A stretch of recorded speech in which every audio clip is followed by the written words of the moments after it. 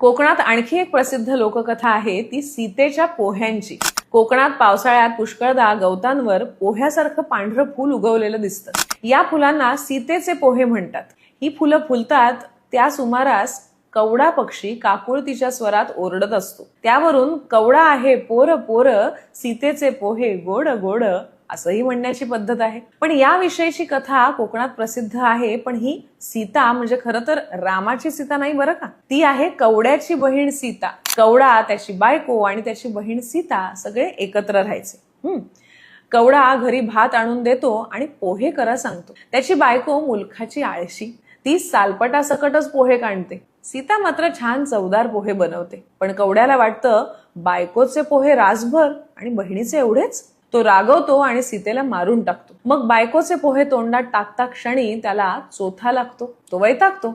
मग बहिणीचे सीतेचे पोहे खातो, ते मात्र चविष्ट पोहे। ते खाऊन त्याला आपली चूक कळते आणि मग आता तो पक्षाचं रूप घेऊन तिला हाका मारत फिरतो आहे। सीता इतकी प्रेमळ आहे की ती भावाची चूक पोटात घालून त्याला भेटायला फुलाच्या रूपानं येते। ती फुलं तिने बनवलेल्या पोह्यांसारखी दिसतात। अशी आहे सीतेच्या पोह्याची गोष्ट।